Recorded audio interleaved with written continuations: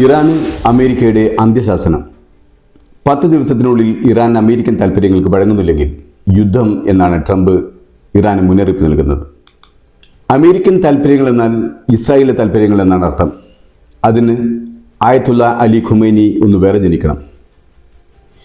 Yankee സൈന്യത്തിന് മുന്നിലും സൈനിസ്റ്റ് ഭീകരർക്ക് മുന്നിലും തലകുനിക്കുന്നതിലും വലുത് അവരുടെ കൈകളാൽ രക്തസാക്ഷികളാകുന്നതിൽ അഭിമാനിക്കുന്നവരാണ് ഇറാനികൾ. ആ ഇറാനികളെയാണ് വിരൽ തുമ്പിലെണ്ണിയ ദിവസങ്ങളുടെ കണക്ക് പറഞ്ഞ് ഭീഷണിപ്പെടുത്തുന്നത്. അതും ഇറാൻ, ചൈന, റഷ്യ എന്നീ ത്രിമൂർത്തികൾ സംയുക്ത നാവികാഭ്യാസം നടത്തുന്നതിനിടയിൽ. ഇനി ഇവരാരുമില്ലെങ്കിലും ആത്മാഭിമാനം പണയം വെച്ച് ഇറാൻ അമേരിക്കയ്ക്ക് വഴങ്ങില്ല. അമേരിക്ക യുദ്ധം ചെയ്യുന്നത് ഇസ്രായേലിന് വേണ്ടി കൂലിപ്പടയാളികളായിട്ടാണ്. അവർക്കൊരിക്കലും മാതൃരാജ്യത്തിന് വേണ്ടി ഭരിക്കാൻ തയ്യാറായ ഇറാനികളുടെ വീറും വാശിയും ചങ്കൂറ്റവും ഉണ്ടാവില്ല. അതുകൊണ്ട് തന്നെയാണ് അമേരിക്കയുടെ അന്ത്യശാസനത്തെ ഇറാൻ പറഞ്ഞത് അമേരിക്ക പ്രതിസന്ധികൾ ക്ഷണിച്ചു വരുത്തുകയാണെന്ന്. ഐക്യരാഷ്ട്രസഭയിലെ ഇറാൻ പ്രതിനിധി അമേരിക്കയോട് പറഞ്ഞത് അമേരിക്കയുടെ ഏതൊരു ആക്രമണത്തെയും ക്രിയാത്മകമായി ഇറാൻ നേരിടുമെന്നാണ്.